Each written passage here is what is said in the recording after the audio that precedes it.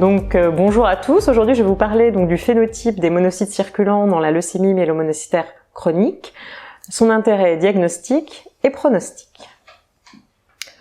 Donc depuis 2010, 3 sous-populations monocytaires sont caractérisées dans le sang circulant par cytométrie en flux grâce à l'expression de 2 marqueurs, le CD14 ou récepteur aux lipopolysaccharides bactériens et le CD16 qui est le récepteur de faible affinité pour le fragment constant des immunoglobulines. On distingue ainsi une population majoritaire appelée monocyte classique ou encore CMO ou MO1, qui représente 85% des monocytes totaux et qui exprime fortement le CD14 sans expression du CD16. La deuxième population est constituée par les monocytes intermédiaires, IMO ou MO2, qui représentent 5% des monocytes totaux. Donc ces monocytes expriment eux aussi le CD14, mais en plus le marqueur CD16. Et enfin, la troisième sous-population monocytaire qui a été caractérisée en 2010, ce sont les monocytes non classiques, ou NCMO ou MO3, qui représentent 10% des monocytes totaux, qui expriment le CD16 comme les monocytes intermédiaires, mais qui expriment peu ou faiblement le CD14, les rendant ainsi difficiles à fenêtrer sur l'expression du CD14. Et c'est pourquoi nous avons préconisé une stratégie d'exclusion obligatoire pour détecter ces populations monocytaires et notamment les monocytes non classiques.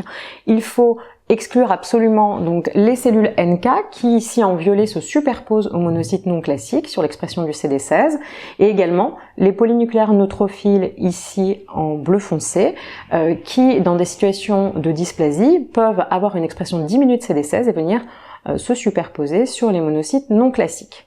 Ainsi, à l'aide de cette stratégie d'exclusion, on peut récupérer l'ensemble des sous-populations monocytaires. Donc, nous avons montré il y a maintenant quelques années que les patients atteints de leucémie myélomonocytaire chronique présentaient une accumulation de monocytes classiques avec une disparition donc, des monocytes intermédiaires et des monocytes non classiques et quand on les compare à des sujets âgés contrôle, des patients atteints d'hémopathie non LMMC ou encore des patients atteints de monocytose réactionnelle. Et une accumulation donc, de monocytes classiques de plus de 94% au sein des monocytes totaux permet de faire un diagnostic de LMMC avec d'excellentes spécificités et sensibilités. Vous voyez, une spécificité de 94% et une sensibilité de près de 93%. Donc ces données, nous les avons obtenues à l'aide de 2 études successives sur près de 300 patients. Donc cette signature phénotypique sanguine de la LMMC, elle est indépendante de la monocytose en valeur absolue, elle est indépendante des mutations et des anomalies cytogénétiques rencontrées, de la forme de LMMC, proliférative versus dysplasique, ou bien encore du type de LMMC. Elle est stable au cours du temps, comme vous pouvez le voir chez ces 21 patients atteints de LMMC non traités, et elle est réversible sous agent déméthylant. Et vous pouvez voir ici, chez un patient répondeur après traitement par azacitidine, la restauration donc de l'ensemble des sous-populations monocytaires avec réapparition de monocytes intermédiaires et non classiques.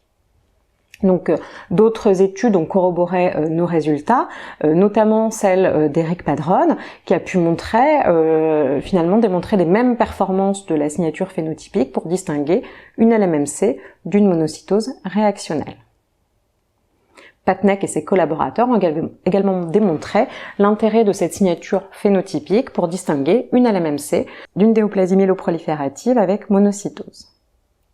Donc, qu'en est-il des pratiques actuelles en France? Nous avions réalisé il y a 2 ans une enquête et 30 des 48 laboratoires interrogés utilisent le phénotypage LMMC en routine. Nous avons poursuivi un effort d'harmonisation nationale au sein de la nouvelle association de cytométrie en hématologie CITEM, à l'aide du groupe de travail CITEM-LMMC, qui propose aux cytométristes des protocoles clés en main et des stratégies de fenêtrage détaillées pour chacun des instruments utilisés par les biologistes. Actuellement, une validation est également en cours au sein de l'European Leukemia Net. Donc, quelles sont les limites du phénotype monocytaire? Il y a des difficultés techniques préanalytiques et des difficultés de fenêtrage, et ce sont ces difficultés que nous essayons d'appréhender au sein du groupe de travail CITEM-LMMC pour former les cytométristes. Je voudrais un peu m'attarder sur les difficultés d'interprétation.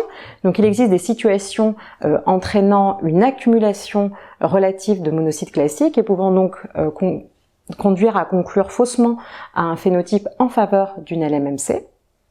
C'est notamment donc les cas de sortie d'aplasie. Donc il a été parfaitement démontré que les monocytes classiques sont la première population à se reconstituer après une aplasie, et il est donc important de connaître cette situation pour ne pas interpréter et conclure faussement à un aspect évocateur de LMMC.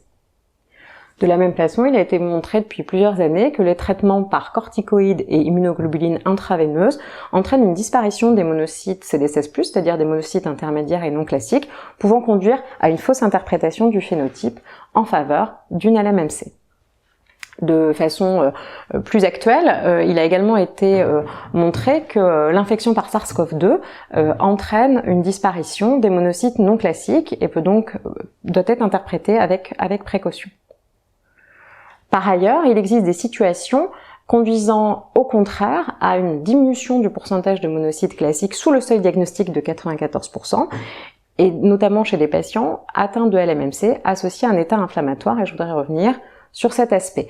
Donc il ne s'agit pas de situation exceptionnelle, puisque selon les séries, 16 à 20% des patients atteints de l'LMMC peuvent présenter un état inflammatoire, et nous avons appris à reconnaître un profil phénotypique caractéristique que nous avons qualifié en bulbe d'oignon, qui est lié à l'augmentation donc de cette population de monocytes intermédiaires qui est normalement absente chez les patients atteints de LMMC.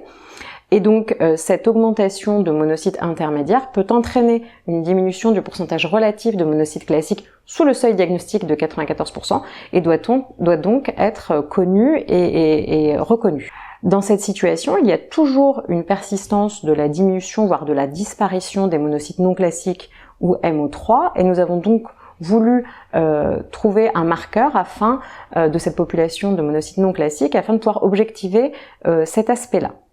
Nous sommes intéressés donc au marqueur SLAN, qui correspond au 6-sulfolacnac, qui est une modification d'une P-sélectine, et qui avait été initialement décrit comme caractérisant un troisième sous-type de cellules dendritiques. Puis finalement, plusieurs équipes ont proposé qu'il soit un marqueur de monocytes CD16+.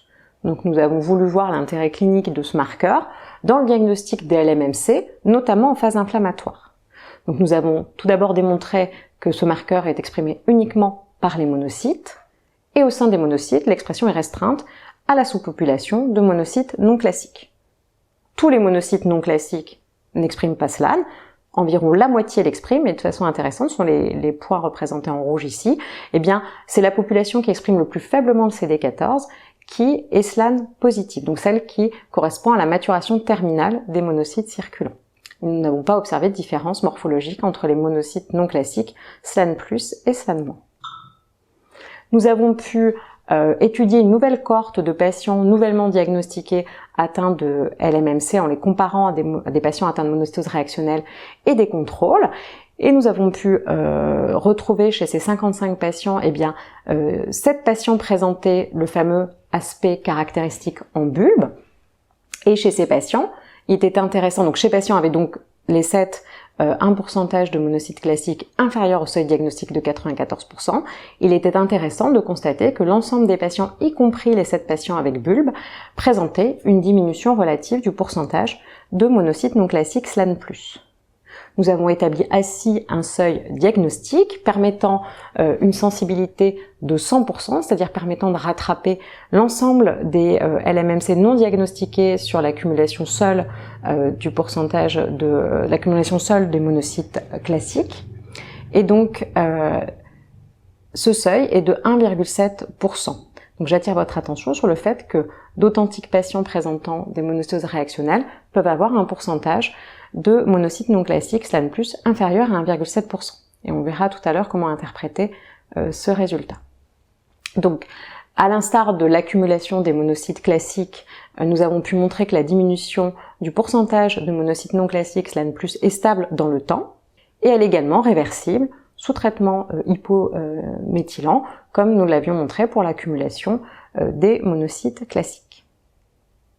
Nous proposons donc un algorithme pour le diagnostic de la LMMC sur le sang circulant en 2 étapes, bien que le marqueur SLAN soit inclus dans le même tube, ça c'est important, la technique se fait en un temps, mais l'interprétation en 2.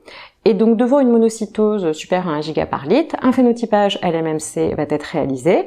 En cas d'accumulation de monocytes classiques supérieur ou égal à 94%, eh bien le cytométriste va pouvoir conclure en faveur du diagnostic d'une leucémie myélomonocytaire chronique. Si le pourcentage de monocytes classiques est inférieur à 94% et qu'il n'y a pas d'aspect de bulbe, eh bien la conclusion sera non en faveur d'une LMMC. Au contraire, s'il existe un aspect en bulbe, c'est à ce moment-là et dans cette seule condition qu'on regardera le pourcentage de monocytes non classiques SLAN+, et s'il est inférieur à 1,7%, on pourra conclure à un diagnostic de LMMC associé à une phase inflammatoire. Enfin, le phénotype monocytaire peut-il présenter un intérêt pronostic? C'était une question que nous étions posée depuis le début de nos travaux. Nous avons repris finalement les 2 cohortes publiées en 2015 et 2017 qui représentaient près de 300 patients, et nous avons pu avoir des données cliniques de suivi chez 107 d'entre eux. Donc en reprenant les profils phénotypiques de ces patients, 9 patients présentaient ce fameux aspect en bulbe, et donc un pourcentage de monocytes classiques inférieur à 94%.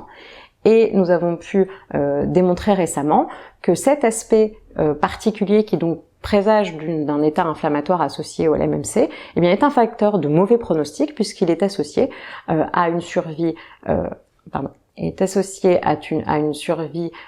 moins bonne, et également à une progression en leucémie plus fréquente chez ces patients. Voilà, je vous remercie de votre attention et je tenais particulièrement à remercier Siem Tarfi du laboratoire d'hématologie de l'hôpital Henri Mondor et qui a beaucoup travaillé sur l'enquête des pratiques actuelles diagnostiques et également sur le marqueur SLAN, et puis bien sûr Dorothée Selimou-Lubet de l'INSERM 1170 qui travaille depuis le début avec moi sur cette problématique du phénotypage LMMC. Je vous remercie.